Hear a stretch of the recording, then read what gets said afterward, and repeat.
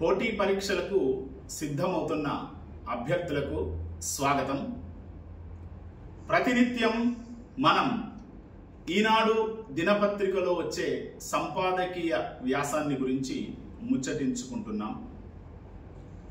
ఈరోజు అమానుషత్వానికి పరాకాష్ఠ అనేటువంటి పేరుతో మరి ఒక సంపాదకీయ వ్యాసం ఇవాళ అంతర్జాతీయ పరిస్థితులు ఎట్లా ఉన్నాయి అనేటువంటి విషయాన్ని చాలా చక్కగా వివరిస్తూ వచ్చినటువంటి వ్యాసం. ఇట్లాంటి వ్యాసాలను అభ్యర్థులు చదవడం వలన, విశ్లేషించడం వలన ఒకవైపు కరెంట్ అఫైర్స్లో భాగంగా, మరొక వైపు జనరల్ ఎస్సేలో భాగంగా ఇట్లాంటి వ్యాసాలు చక్కటి సమాచారాన్ని అందిస్తాయి అని చెప్పడానికి ఏమాత్రము సందేహం లేదు. సో విషయంలోకి వెళ్లే ముందు నాకు నేనుగా పరిచయం చేసుకుంటున్నాను. నేను డాక్టర్ దాశరథుల నరసయ్య. గతంలో 3 దశాబ్దాల పాటు ప్రభుత్వ కళాశాలల్లో తెలుగు అధ్యాపకునిగా పనిచేశాను. పదవీ విరమణ పొందిన తర్వాత 8 సంవత్సరాల పాటు నారాయణ ఐఏఎస్ అకాడమీలో అధ్యాపకుడిగా పనిచేశాను. అయితే ఒకవైపు నారాయణ ఐఏఎస్ అకాడమీలోను, ప్రభుత్వ కళాశాలల్లో పనిచేస్తున్నప్పుడు కూడా సివిల్ సర్వీసెస్ పరీక్షలలో తెలుగును ఆప్షనల్ సబ్జెక్టుగా ఎంపిక చేసుకున్న అభ్యర్థులకు శిక్షణ ఇచ్చిన అనుభవం ఉంది. కాబట్టి ఇప్పుడు అశోక్ నగర్లో స్టీల్ బ్రిడ్జ్ పిల్లర్ నంబర్ 35కు ఎదురుగా ఉన్న అర్జున్ ఐఏఎస్ అకాడమీలో కూడా తెలుగులో పాఠాలు చెప్పాలని, సివిల్ సర్వీసెస్లో ఆప్షనల్ను తెలుగుగా ఎంపిక చేసుకున్న అభ్యర్థులకు మరి పాఠాలు చెబుతూ అందుబాటులో ఉండాలని నిర్ణయం తీసుకున్నాను. కాబట్టి ఈ క్రింద ఇవ్వబడినటువంటి నంబర్ను మీరు సంప్రదించి నన్ను నేరుగా కలుసుకోవచ్చు. తెలుగుకు సంబంధించినటువంటి ఆప్షనల్ తరగతులు కూడా త్వరలోనే ప్రారంభించబోతున్నాను అని ఈ సందర్భంగా తెలియజేస్తూ ఉన్నాను. ఇక సంపాదకీయ వ్యాసాన్ని గురించి మాట్లాడుకుందాం. అమానుషత్వానికి పరాకాష్ఠ అనే పేరుతో ఈనాడు సంపాదకీయ వ్యాసాన్ని మనం చూస్తున్నాము. అయితే ఇవాళ ప్రపంచవ్యాప్తంగా అంతర్జాతీయ పరిస్థితులు ఎట్లాంటి అశాంతికి నిలయంగా మారిపోతూ ఉన్నాయి. యుద్ధ వాతావరణము ఏ రకంగా అలుముకుంది, యుద్ధ మేఘాలు అసలు పూర్తిగా మానవ తప్పిదాలను ఏ రకంగా బయట పడేస్తుంది అనేటువంటి విషయాలను అద్భుతంగా మనం విశ్లేషించుకోవాల్సినటువంటి సందర్భం. ఇవాళ ఇజ్రాయెల్ తన భీకరమైనటువంటి దాడులతో గాజా నగరాన్ని అతలాకుతలం చేస్తూ ఉంది.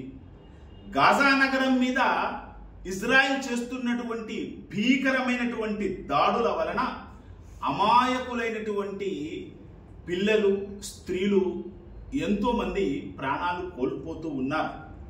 ఈ సందర్భాన్ని పురస్కరించుకొని ఒక పాత్రికేయ మిత్రుడు అక్కడ జరుగుతున్నటువంటి అమానుషమైనటువంటి కాండను గురించి తెలుసుకునేటువంటి క్రమంలో ఒక వ్యక్తిని సంప్రదించాడు. ఆ వ్యక్తి పేరు ఒమర్. ఆ ఒమర్ ఆ పాత్రికేయుడితో మాట్లాడుతూ కన్నీటి పర్యంతమైనటువంటి సందర్భం ఒక్కొక్కసారి ప్రతి వ్యక్తికి కూడా కళ్ళ వెంట కన్నీటిని తలపింపచేసేటువంటి సందర్భం, కన్నీటిని పెట్టించేటువంటి సందర్భం. ప్రతిరోజు చిన్నారులు, మహిళలు, వృద్ధులు ఇలాంటి వాళ్ళందరూ కూడా చనిపోతూ ఉన్నటువంటి వారు. అలా చనిపోయినటువంటి వారి యొక్క శవాలను పూడ్చిపెడుతూ ఉన్నట్లు, అసలు లోపల నివసించేటువంటి వ్యక్తులు బయటకు వచ్చేటువంటి క్రమంలోనే వాళ్ళ ఇళ్ళన్నీ కూడా నేలమట్టం అయిపోతూ ఉన్నాయి అనేటువంటి విషయాన్ని ఒమర్ చెబుతూ ఉంటే అసలు ఆ బాధను ఒక్కొక్కసారి అనుభవించినటువంటి వ్యక్తికి నిజంగా తెలుస్తుందనేటువంటి విషయాన్ని మనము అంగీకరించాల్సినటువంటి సత్యం. అసలు గాజా నగర శివార్లలో ఇజ్రాయెల్ ఇవాళ భీకరమైనటువంటి దాడులు చేస్తూ ఉంది. ఆ శిథిలాల కింద పిల్లల కోసం తల్లిదండ్రులు ఆశగా వెతుకుతున్నటువంటి దృశ్యాలు కనిపిస్తూ ఉంటాయి. కళ్ళల్లో దైన్యం కొట్టొచ్చినట్లుగా కనిపిస్తూ ఉంటుంది, మాటల్లో నిర్వేదం కనిపిస్తూ ఉంటుంది. అసలు బతికి ఉన్నటువంటి వాళ్ళు చనిపోయినటువంటి తమ పిల్లల కోసం, భార్యల కోసం, బంధువుల కోసం వెతుకుతున్నటువంటి వైనాన్ని చూస్తూ ఉంటే బతికి ఉన్నటువంటి వాళ్ళు కూడా జీవోత్సవాలలాగా కనిపించేటువంటి భయానకమైనటువంటి దృశ్యాలు ఇప్పుడు అక్కడ కంటపడుతూ ఉంటాయి. వాళ్ళను పలకరిస్తే మాకంటూ ఇప్పుడు ఏమీ మిగలలేదు, ప్రాణాలతో ఉన్న బిడ్డలనైనా కనీసము సాదుకోవడానికి అవకాశం ఇవ్వండి, ఈ మారణ దారుణమైనటువంటి కాండను ఏదో ఒక రకంగా ఆపించండి అని వాళ్ళు వేడుకుంటున్నటువంటి వైనం ఎంత కరుణ రస భరితంగా ఉంటుంది. ఆర్ద్రపూరితమైనటువంటి కరుణ రసంతో వాళ్ళు పెట్టుకుంటున్నటువంటి మొరని వింటూ ఉంటే ఏదో ఒక రకంగా ఇట్లాంటి సమస్యకి తప్పనిసరిగా పరిష్కార మార్గాలు కనుక్కోవాలని ఆలోచించాల్సినటువంటి అవసరం ఉంది. ఇలా ఒక్క ఒమరే కాదు, ఎంతో మంది కడుపు కోత తట్టుకోలేనటువంటి రీతిలో గుండెలు అవిసేలా ఏడుస్తూ ఉన్నటువంటి ప్రజలు, అమాయకమైనటువంటి ప్రజలు ఆ ప్రాంతంలో నిజంగా మనం తిరిగినప్పుడు లక్షలాది మంది ప్రజల యొక్క కకావికలమైనటువంటి దయనీయమైనటువంటి దృశ్యాలు అక్కడ కనిపిస్తూ ఉంటాయి.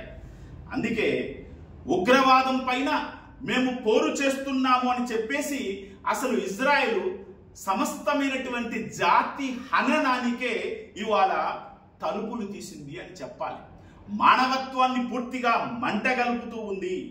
ఇలా ఇజ్రాయెల్ యొక్క భీకరమైనటువంటి దాడులను నిరోధించడంలో అంతర్జాతీయ సమాజం పూర్తిగా వైఫల్యం చెందింది అనేటువంటి విషయం అక్కడ ఉన్నటువంటి ఘోరాలను, భయానకమైనటువంటి దృశ్యాలను చూస్తే ఎవరికైనా మరి ఆలోచించక తప్పని పరిస్థితి. నెతన్యాహు నేతృత్వంలో సాగుతున్నటువంటి ఈ నరమేధం ఈ మధ్యకాలంలో 59,000 మందిని గాజా వాసులను బలి తీసుకుంది. ఇలా బలి అయిపోయినటువంటి 59,000 మందిలో 70% పైగా స్త్రీలు, పిల్లలు ఉండడము అత్యంత విచారకరమైనటువంటి సందర్భం. అసలు కుటుంబాలే ఏమిటి అంటే నేలకు ఒరిగిపోతూ ఉన్నాయి. టెల్ అవీవ్ ప్రవర్తిస్తున్నటువంటి తీరు, హింసోన్మాదాన్ని అది ప్రదర్శిస్తున్నటువంటి తీరును చూస్తూ ఉంటే మానవ నాగరిక సమాజము సిగ్గుతో తలవంచుకోవలసినటువంటి పరిస్థితి. అసలు అక్కడ తిరుగుతున్నటువంటి జీవోత్సవాలుగా తిరుగుతున్నటువంటి వ్యక్తులను చూస్తూ ఉంటే ఒకవైపు తన వారిని కోల్పోయినటువంటి ఏమిటి అంటే బాధ, మరొక వైపు గుప్పెడు మెతుకుల కోసం, గుప్పెడు మంచినీళ్ళ కోసం అల్లాడిపోతున్నటువంటి దురదృష్టమైనటువంటి పరిస్థితి. ఇట్లాంటి పరిస్థితులలో కూడా తూటాలు వాళ్ళ శరీరంలోకి దిగుతూ నేలకు ఒరిగిపోయేటువంటి భయానకమైనటువంటి పరిస్థితులు అక్కడ కనిపిస్తూ ఉన్నాయి. సహాయం చేస్తామని పిలిచి వచ్చినటువంటి వారిని కూడా మారణాయుధాలకు ఏమిటి అంటే మారణాయుధాలు ప్రయోగించి నేలకు ఒరిగింపచేసేటువంటి సన్నివేశము అక్కడ ఉన్నటువంటి అమానుషమైనటువంటి పరిస్థితులను తేటతెల్లం చేస్తూ ఉన్నాయి. గాజా వాసులకు అంతర్జాతీయ సహాయము లేకుండా చాలా జాగ్రత్త వహించి ఇజ్రాయెల్ అమెరికాతో చేతులు కలిపి గాజా హ్యుమానిటేరియన్ ఫౌండేషన్ పేరుతో ఏమిటి అంటే ఒక సంస్థను నెలకొల్పింది. ఆ సంస్థ ఈ టెల్ అవీవ్ సేనలు తిష్టవేసినటువంటి ప్రాంతంలోనే ఆహార పదార్థాల పంపిణీ కార్యక్రమాన్ని కొనసాగిస్తూ ఉంది. అలా ఆహార పదార్థాల కోసం వరుస కట్టినటువంటి అమాయక ప్రజల మీద ఏమిటి అంటే సైన్యం బుల్లెట్ల వర్షాన్ని కురిపిస్తూ ఉంది. 6 వారాలలో 600 మందికి పైగా ఇలా అన్నం కోసము వరుస కట్టినటువంటి అమాయకమైనటువంటి ప్రాణాలన్నీ కూడా నేలకు ఒరిగాయి అంటే అక్కడ ఉన్నటువంటి పరిస్థితులను మనం అర్థం చేసుకోవచ్చు. అసలు మంచినీటి కేంద్రాలు కానీ, బావులను కానీ సైన్యము పూర్తిగా విధ్వంసం చేస్తూ ఉంది. కుప్పకూలుస్తూ ఉంది. అక్కడ ఉండేటువంటి ప్రజలందరూ కూడా నరకయాతన అనుభవిస్తూ ఉన్నారు. పాలస్తీనియన్ల పరిస్థితి ఎట్లా ఉంది అంటే పస్తులతో మాడి చేస్తూ ఉన్నారు. మౌలిక వసతులన్నీ కూడా రోజు రోజుకి ధ్వంసమైపోతూ ఉన్నాయి. ఒక రకంగా చెప్పాలి అంటే గాజా ప్రాంతం అంతా కూడా మరుభూమిగా మారిపోతూ ఉంది. ఇట్లా ఆ నేలనంతా నిర్జీవంగా మార్చివేసి ఆ ప్రాంతాన్ని కైవసం చేసుకోవాలని ఇజ్రాయిల్ భావించడం అనేటువంటిది అత్యంత విచారకరమైనటువంటి సందర్భం. దీనికి తోడు అవినీతి, అధికార దుర్వినియోగం కేసులలో 2020 నుంచి విచారణను ఎదుర్కొంటూ ఉన్నాడు ఇజ్రాయెల్ ప్రధానమంత్రి నెతన్యాహు. ఆ నెతన్యాహు తనకు తాను రక్షించుకోవడంలో భాగంగా అసలు ఈ యుద్ధాన్ని ఇట్లా కొనసాగిస్తున్నాడేమో అనేటువంటి అనుమానాలు అంతర్జాతీయ ప్రపంచానికి కలుగుతూ ఉన్నాయి. ఆయన అప్పుడప్పుడు ఆ ఇజ్రాయెల్ను తమలపాకుతో కొడుతూ శుద్ధులు చెప్పుతూ ఉంటుంది అమెరికా. కానీ లోపల మాత్రం ఇజ్రాయెల్కు అన్ని రకాలుగా సహాయ సహకారాలు అందిస్తూ ఉంది.